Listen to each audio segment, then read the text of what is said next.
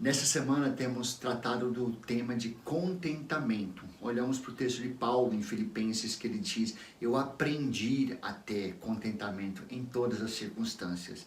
Eu acho importante ressaltar que ele diz aprendi, porque, vamos lá, contentamento não é algo natural. Na verdade, o natural é querer sempre mais e mais e mais. Aprender contentamento é uma característica importante para uma vida saudável financeira. Por exemplo, eu compartilhei com vocês uma ferramenta na quarta-feira, que vocês podiam colocar em gráfico como está o seu nível de contentamento em várias áreas da nossa vida. Quero te incentivar a usar esse gráfico. Não somente a fazer isso, mas se você é casado, os dois usarem o gráfico e depois compararem. Qual a diferença? Talvez, por exemplo, um de vocês tenha colocado em moradia que você está no nível 6, ou outro colocou que está no nível 8. Qual a diferença? É importante se perguntar, desses 6, o que é necessário que mude para que fosse um 10? Desse 8, o que é necessário que mude para que seja um 10? E a partir disso, então, decidir, falar, não, isso é o que Deus quer para nós ou isso é um desejo nosso? Aquilo que está faltando entre os 6 e 10 é porque a gente entende que Deus tem esse plano para a nossa vida ou talvez seja somente o nosso desejo? Ontem eu compartilhei com vocês uma frase, uma reflexão, dizendo que é muito perigoso nós negarmos que temos desejos. Todos nós temos desejos e precisamos lidar com esses desejos. A partir de entender esse desejo é algo que Deus colocou no meu coração ou esse desejo é algo meu e que eu preciso então entregar e entender: o Senhor é o meu pastor e nada me faltará. Bem, hoje, para concluir essa semana falando sobre contentamento, então eu quero incentivar você a pensar. São duas coisas que precisamos para o contentamento. Primeiro, precisamos aprender e depois precisamos fazer. Mas eu quero deixar 2 alertas também com você. 2 alertas de áreas que muitas vezes roubam o nosso contentamento. Quais são essas áreas? A primeira delas é a comparação. Nós ficarmos nos comparando com o padrão de vida de outras pessoas.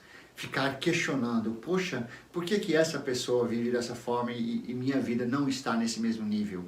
Será que é algo que eu preciso mudar na minha relação com Deus?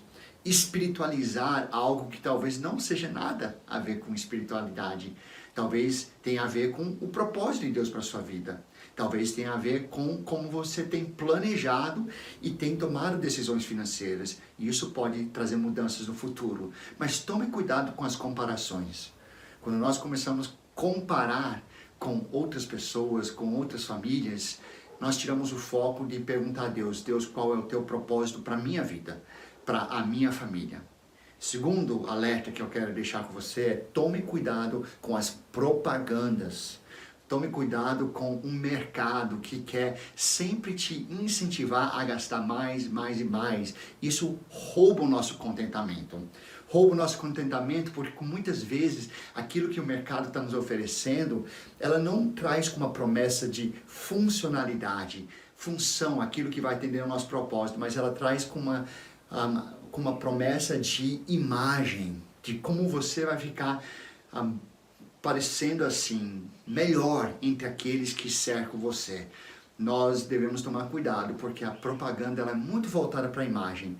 E muitas vezes, pouco se pergunta, será que isso tem a ver com os meus objetivos de vida, o propósito de Deus tem para a minha vida? Então eu quero concluir esse tema de contentamento com esse texto, que você provavelmente conhece muito bem, que se encontra lá em Romanos 12, versículo 2. Não imitem o comportamento e costumes desse mundo, mas deixem que Deus os transforme por meio de uma mudança em seu modo de pensar, a fim de que experimentem a boa, agradável e perfeita vontade de Deus para vocês. Desejo a todos um final de semana de pleno contentamento e de mudanças na sua vida que permitam você a ser uma pessoa que toma melhores decisões financeiras a partir de uma saúde financeira, com essa confiança. Deus é o provedor e Ele nos dá os nossos propósitos. Deus abençoe.